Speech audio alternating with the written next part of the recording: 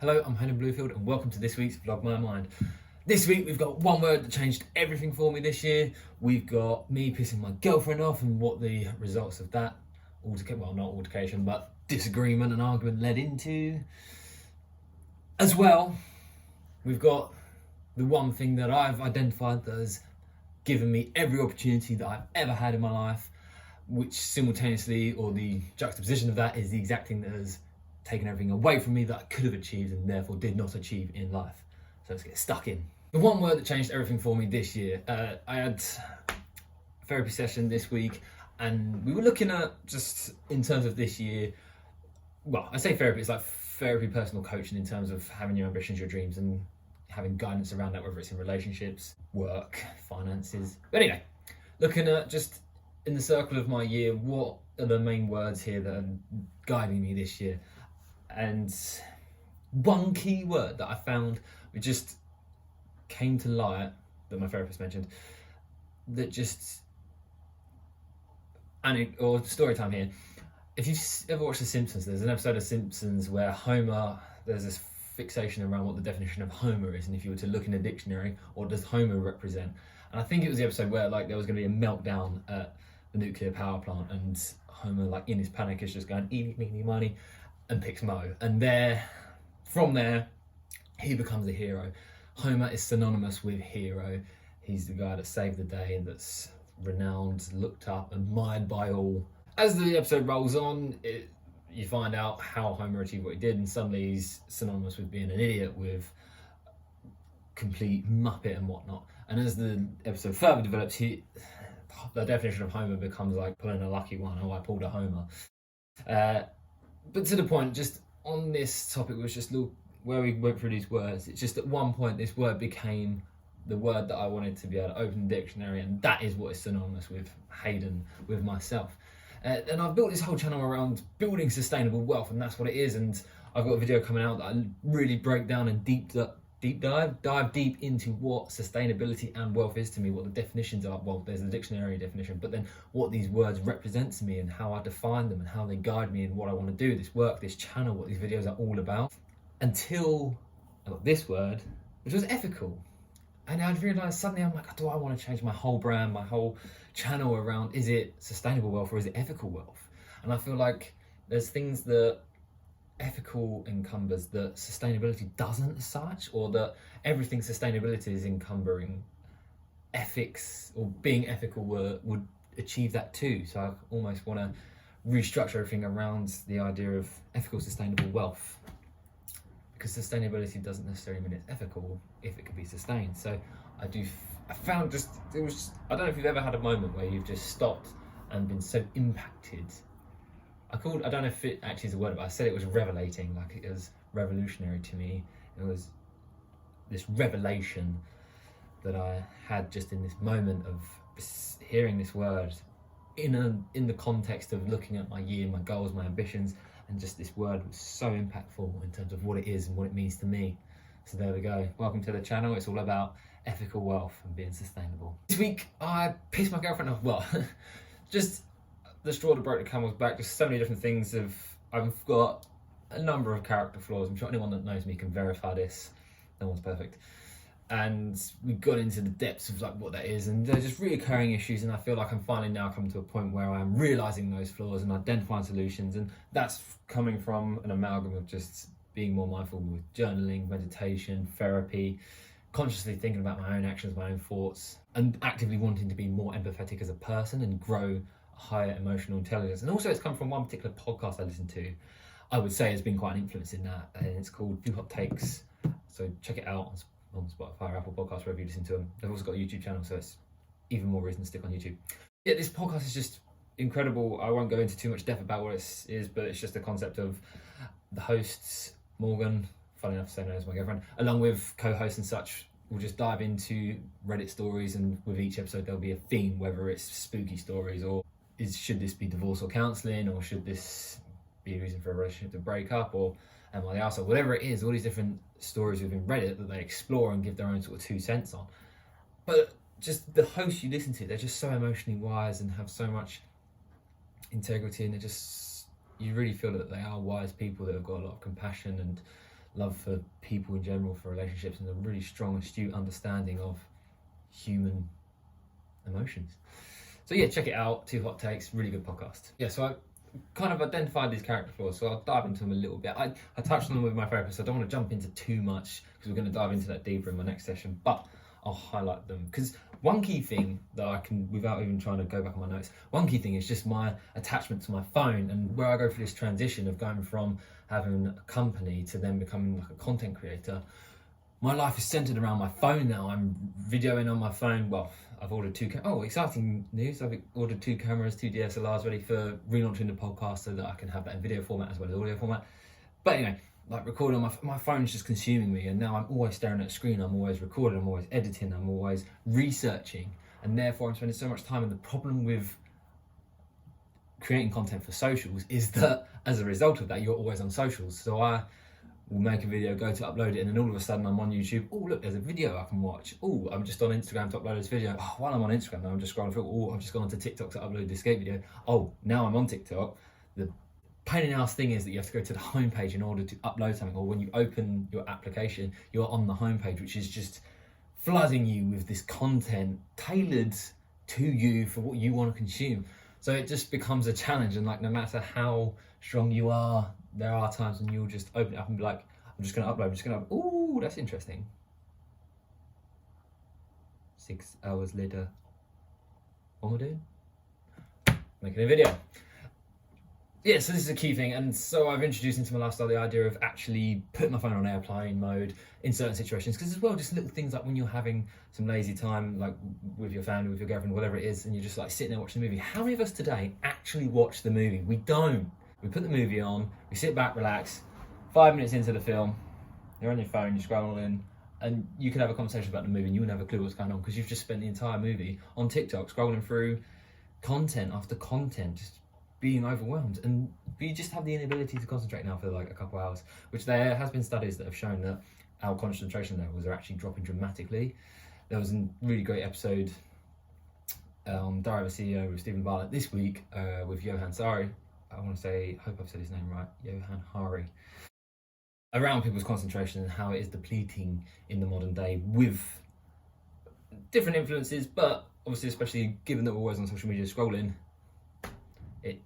with this just flicky, fast content that's constantly changing, constantly adapting, constantly evolving, the algorithm's just improving greatly. And bear in mind, some of the smartest people in the world are working on this to ensure that you are fixated, how they are in the currency of taking your attention, how can they draw your attention away for as long as possible to ensure the longer you spend on there, the more they can do for collecting data to sell to advertisers, and the more they can sell to you based on advertisements because you're consuming the content, you're giving your attention away.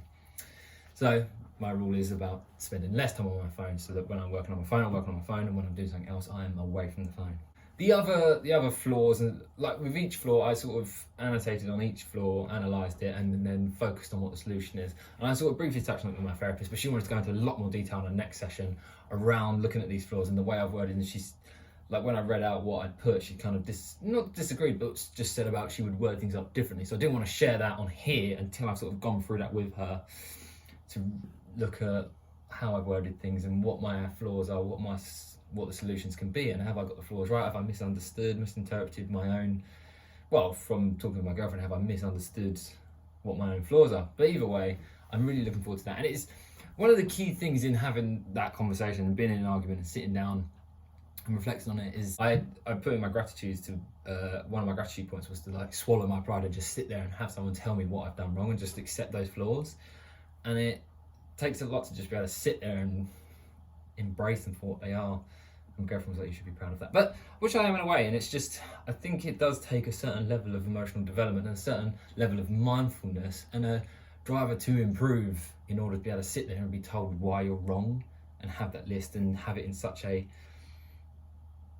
daunting, nerving, sort of like, almost like unsettling in your stomach way. It's not just like being at school and writing a passage and you're like peer reviewing. It's like, really, this is a tense conversation.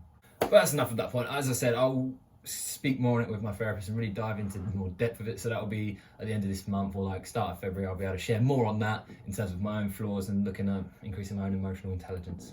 So it's exciting. I look forward to it, and hopefully it will be helpful for you and you'll gain some value from it, looking at my own flaws and how shit I am as a human sometimes. So on to the point of the one thing that has given me everything in life, every achievement, accolade, success, that one thing that in contrast and the opposite when juxtaposed has actually taken away opportunities from me. And that one thing is connections. When I look at being introduced to day trading, skateboarding, and like having a shop sponsor, having video parts, getting invested, it's all around connections and about knowing people. Like business, my whole journey in business was based around knowing people, getting to know people, having one-to-ones, listening, hearing people's stories, sharing my story, and then by sharing my story and hearing more stories, it was just building a network of all these people I knew, and every opportunity I had, and like when I looked at every contract, every customer I picked up was because of a connection, every team member was because of a connection. The things that I have strived for and haven't succeeded in, so like in skateboarding, I had a shop sponsor because I knew a shop owner, I had that connection, I had that relationship, but then never went pro as a skateboarder. Well, I say never went pro, I'm 25, there's still opportunity, but I wouldn't say that aligns with my life goals and visions now, but I would love to be sponsored. Anyway, like never getting onto a team and going on those trips as part of a team on a like filming mission was all because I didn't have a connection to a company. There wasn't that strong aligned relationship there. And fundamentally, when I look at that, the flaw is on that I didn't strive for it.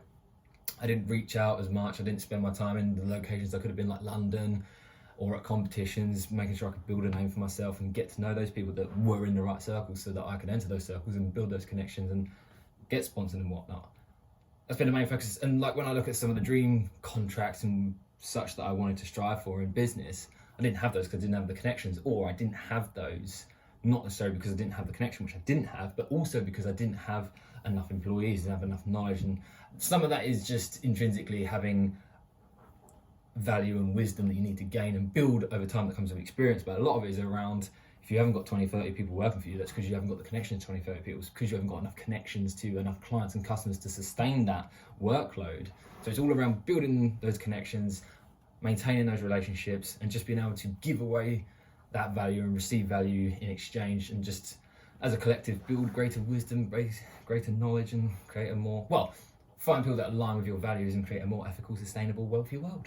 How have I acted on this revelation of connections? So this is where my main driver for 2022 is around building more and more connections, coming connected, and that's where the relaunch of the podcast Benevolent Business is all around having wonderful conversations. Because on a tangent of this, when you really think about podcasting, what it allows you to get an insight into as a listener, just like as your average Joe, as the person Hayden that frankly most people on earth don't care about, never heard of, and who even gives a bluff who he is. I am able to eavesdrop into such valuable, wise conversations from some of the most incredible achievers in the world that have done things that I can even fathom to strive for. But because of the platform that is podcasting, I can sit down and hear a conversation with Lex Friedman and Elon Musk, talking for hours about full self-driving, robotics, asking questions that I can't even articulate because I haven't got a knowledge to actually ask them. I wouldn't be able to hold that conversation. Like in a weird sense, I'm not, well, we're all equal, we're all people, but I just don't feel I'm valuable enough. I'm not worthy of sitting down in the room with some of these people that I listen to because I haven't gained enough wisdom, I haven't gained enough value I don't give enough to society, I don't give enough to people that sit in a room with me, that I'm not worthy of their attention in some regards. But one day, but because of the platform of podcasting, I'm able to, I just want to touch on that previous point. It does seem a bit dark in the idea that you're like, I'm not worthy, but I suppose it is just in the concept of having a business conversation when your time is so valuable. Take Elon Musk, for example, his time is so precious that he needs to be careful and can only accept so many invitations that I almost don't want me to be the one sitting there in that room having that conversation. If he's going to have one conversation this month, I don't want it to be with me, because there'll be people that are able to do it so much better, are able to articulate so much better. They're able to share it to more people. They've got such a stronger platform that I would rather they have the conversation, because society as a whole will gain more from it. But I want to build my platform, my audience, my community to a level that I can hold these conversations and host them. Not necessarily with Elon Musk, that would be a dream, but I suppose I'm checking reality a bit more. Anyway, so my aspiration therefore for the year of 22 is to build more connections, and that's where the relaunch of Benevolent Business comes into, is looking at even existing connections I have within my network, who can I sit down with and have a really in-depth conversation based on the knowledge they have that they can share and give value to us all. So something I really look forward to, and building it across more and building fresh new connections with wise, intelligent people that have lived and got incredible value that they can offer, and I can hopefully ask the right questions in the right way, in the right format, and be able to share it with you guys and create ever more value and just augment it over time into something really quite incredible. That's what I wanted to run through this week. Hopefully it's been valuable for you. If you have liked the video, please make sure to click subscribe on the channel, because I do Vlog My Mind every week. Every Friday I'm uploading the latest in terms of what's going on in my mind, what I've learned, what I'm doing right, what I'm doing wrong, some valuable conversations I had and the developments, and it will be the first place you hear about new ideas, new launches, new things that are happening. So I hope it's been a good one. Until next time.